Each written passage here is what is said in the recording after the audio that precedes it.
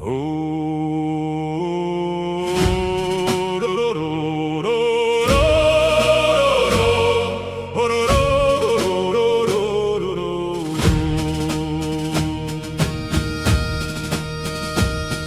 in Beverly, Massachusetts, by Boston near in 1731, Ebenezer Millet, born sincere, the third son to Nathaniel, the second's a line.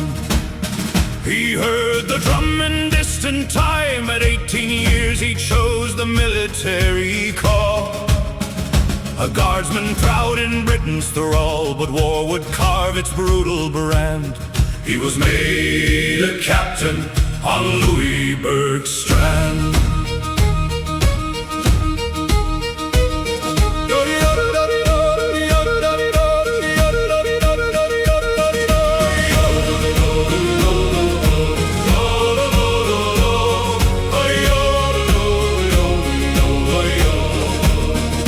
General Wolfe he sailed on Boscawen's tide to Cape Breton's wall, where the French did bide.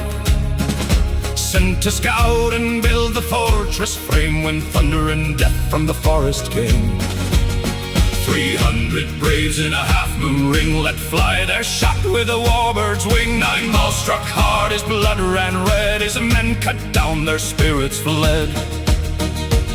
One bolt tore through his arm inside, but still he fought, though many men died. On poles and cloth a stretcher made by Alexander, his comrade true and brave. The doctor scoffed, he'll die tonight, but he said, no, I'll stand and fight.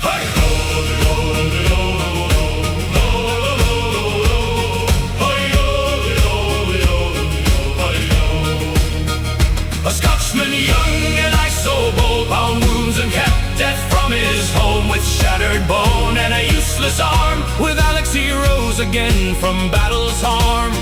They climbed the path by Wolfe's own trail to see Quebec through fire and hail. He watched the French lines break and flee. He heard Wolfe's cry of victory. Now God be pleased, the hero sighed, and on that field his general died.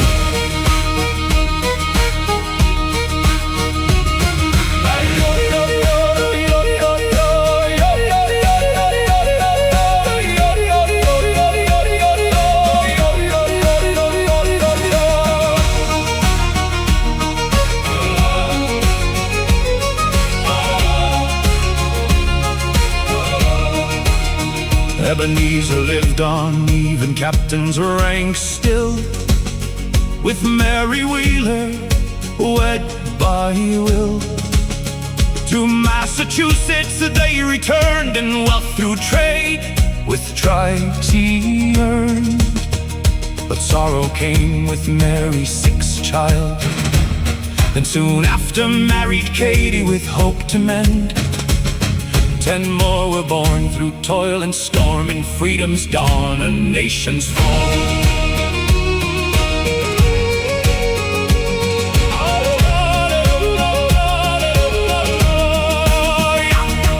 When Lexington's revolution alarm did sound, though Maine he marched to the battleground. 100 miles he gave his aid as a Minutemen through darkness stayed. 10 days he served, then 10 days more. He would not rest while drums did roar. The one-armed soldier with soul of steel, he lived the truths he dared to feel.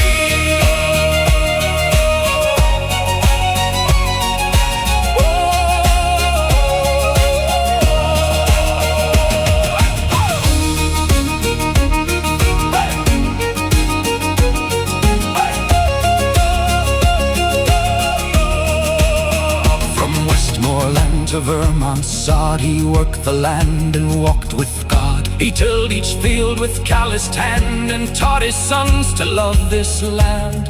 Among the Methodists he prayed and moved when newer soil was laid.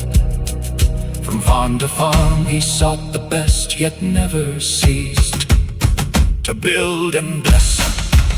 At 75 a stroke stopped his way, but what a life he'd carve from clay. A patriot father, farmer too, a one-armed soldier, strong and husband true. His tale passed down through kin and song, a legacy both brave and long. So raise your head and voice to tell of the one-armed captain who lived and fought so well.